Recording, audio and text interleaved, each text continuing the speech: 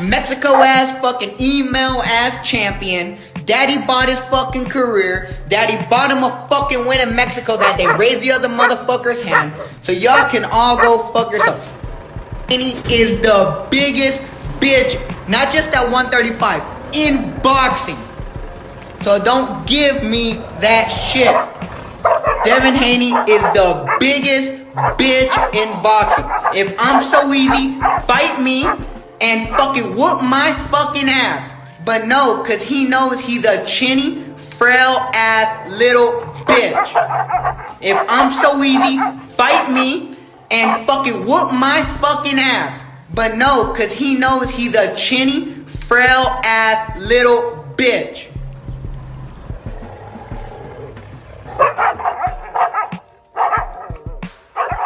Yo, this the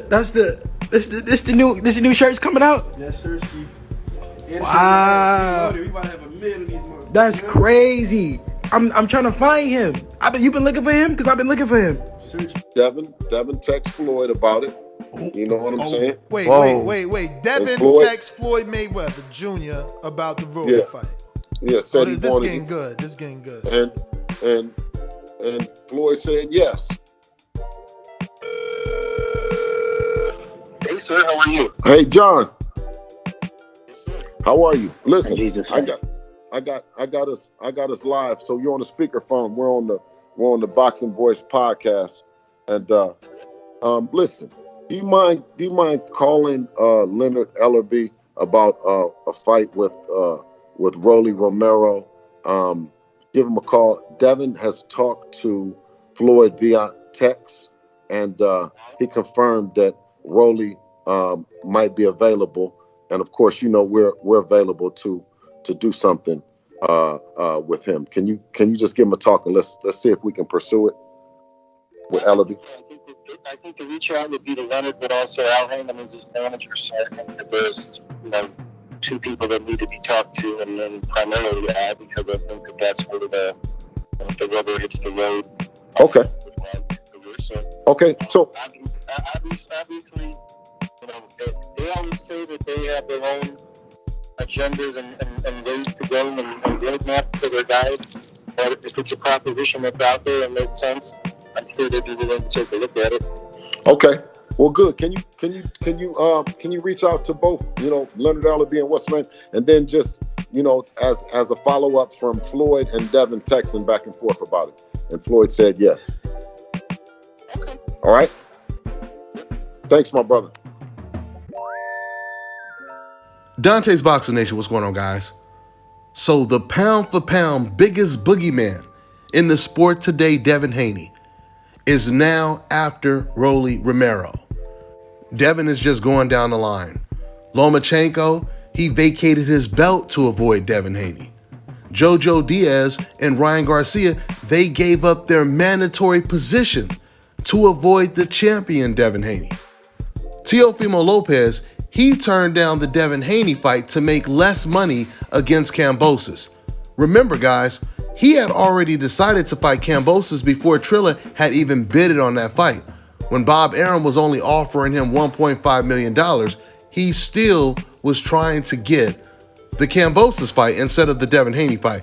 Speaking of turning down a fight where you would have made money, how ironic is it that when Jojo Diaz, who is Devin Haney's mandatory, when he started talking about fighting Ryan Garcia, the other guy who avoided, the champion while he was the number one contender, when Jojo started talking about fighting him instead of Devin Haney, old media started to misinform the public by constantly telling them that Jojo Diaz would make more money against Ryan Garcia than he would against the champion Devin Haney.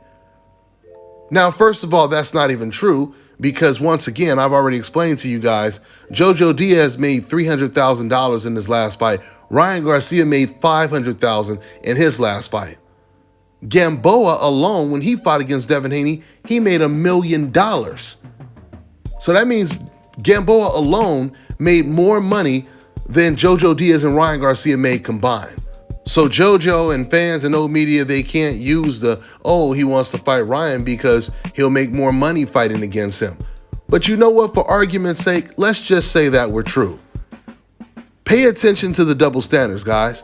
So if you're condoning a #1 mandatory avoiding a title shot because you believe he's going to make more money, how come old media and the rest of you guys didn't push for the Teofimo versus Devin Haney fight, where Devin would have clearly, or Teo would have clearly made more money than he made against Kambosos, or he was going to make against Kambosos?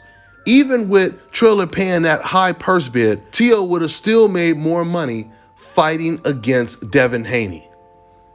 So like I told you guys, Devin is going down the line, stalking these opponents like Jason Voorhees. And now the next fighter on that list for Devin Haney is Rollie Romero, at least on his hit list.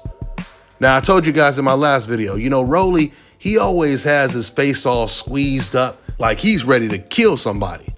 He's like a dog caged up, barking his ass off. But the one thing that we have not seen from Rollie yet is how does he act when the gate opens? Because we heard Rollie's bark when he was calling Devin and his father all out of their names, when he was saying, let's make the fight me if I'm such a coward, if I'm this, if I'm that, right? He put on a good bark. But Devin Haney, they opened the gate because they're already reaching out to Mayweather, to Leonard Ellaby. They take this stuff serious. Rollie, he should have known, and other fighters, you guys should know. If you're going to mention Devin Haney's name, you better be ready to fight because Devin ain't going to let you off the hook. So the question is right now, how serious is Rollie? Because there's no reason to bark anymore. Devin Haney is trying to make the fight. It's time for action now. So after all that barking that Rollie did, is he willing to fight now? Is he willing to back it all up in the ring? Listen, guys, now Rollie, he done called out Tank Davis. He called out Devin Haney. So there's no doubt about it. If he were to land the Tank Davis fight, that would be the only opponent that would justify him not fighting Devin Haney. But just like Eddie Hearn said to Ryan Garcia, but if you don't get the Tank fight, you should be fighting Devin Haney next because there's no way he's going to be able to justify fighting against a C or a D level opponent that no one has heard of. When you got a shot at Devin Haney's belt, there's no way he'll be able to explain that, and he will receive an enormous amount of backlash if once again Rollie does all this barking and then he goes completely silent once the gate opens. By the way, ever since Devin Haney sent out this text to Floyd Mayweather, Rollie has been a lot more quiet. I don't know if this means he's about to start negotiating to try to make a fight with Devin Haney, or if he's negotiating to make a fight with Gervonta Tank Davis. But I can tell you one more time, if Rollie is not fighting Gervonta Tank Davis next, there would be no way justifying not fighting Devin Haney. But what always seems to be the pattern, no matter who Devin Haney is chasing, he'll always be the one saying, let's make the fight, reaching out to their promoters, taking this serious. Where are you? Let's get it done, right? And while Devin is doing this, they'll be basically trash talking, but never really saying, yeah, let's fight, right? Devin once said, they say everything except for let's fight. I mean, Rollie, he showed he could talk a lot of trash about Devin. But now it's time to take this to the next level. What's the point in talking trash when a contract is not signed? I mean, Rollie could have already been promoting the fight by now with the way he's talking.